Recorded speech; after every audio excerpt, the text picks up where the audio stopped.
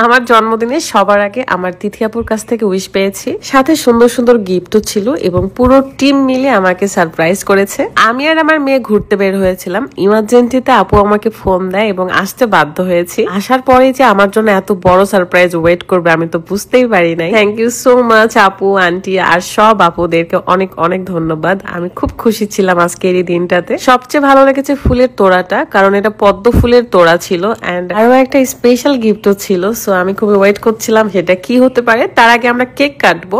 আমার তিথি আপু আমাকে ভীষণ ভালোবাসে, সাথে মাও অনেক ভালোবাসে এন্ড আমাকে মাঝে মাঝে সারপ্রাইজ করে।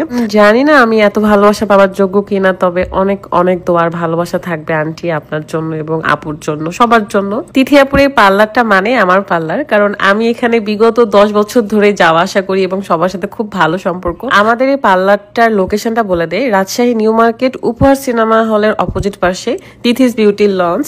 সো সবাই আমরা একসাথে ছিলাম, মানে পুরা টিম। সো সবাইকে অনেক অনেক ধন্যবাদ। আমি আর আমার রুকাইয়া মিলে কেকটা কেটে ফেললাম।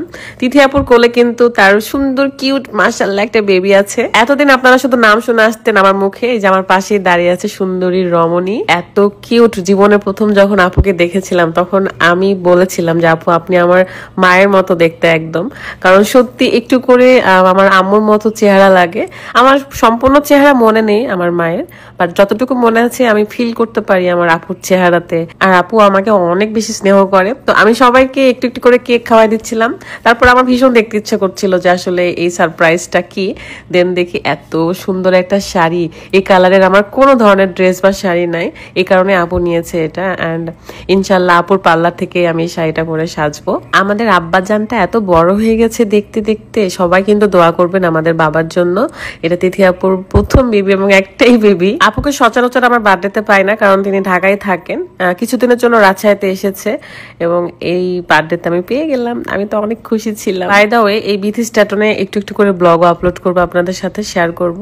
খুব তাড়াতাড়ি এটাতে 1 মিলিয়ন ফলোয়ার করে দেন আপনারা, কারণ আমি এটার জন্য অনেক বেশি এক্সাইটেড। এখানে মজা টজা করে আমরা বের হয়ে গিয়েছিলাম মালিয়া আপুর সাথে। এই মালিয়া আপুই আমাকে কিন্তু ঘোরাচ্ছিল, মানে আমার জামাইয়ের কথাই সে আমাকে টাইম দিচ্ছিল আর কি, কারণ আমার জামাই ওইদিকে সারপ্রাইজ অ্যারেঞ্জ করেছে, যেটার ব্লগ অলরেডি আমার ফারহানা বিথি পেজে আপলোড করেছি। কিন্তু তখন বুঝি নাই যে এত কিছু করতেছে তারা, আমরা তো জাস্ট চিল করতেছিলাম দুজন মিলে এখানে। আমার বিথি স্ট্যাটন এই পেজে 8,38,000 ফলোয়ার মেবি।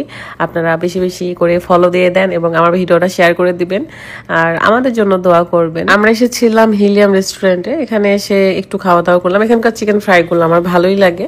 এখানকার ক্লাসিক বিফ বার্গারটাও আমার খুব ভালো লাগে, সেজন্য সেটাও অর্ডার করেছিলাম। মানে এত কিছু খাইছি যে বাসায় এসে আর খাওয়ার পরিস্থিতির মধ্যে ছিলাম না। তার মধ্যে অলরেডি 3টা কেক কেটে ফেলেছি। দেখা যাক আর কয়টা কেক কাটতে হয় আমার বার্থডেতে। সো সবাই ভালো থাকবেন, সুস্থ থাকবেন। বিদায় নিচ্ছি আমি। আল্লাহ হাফেজ।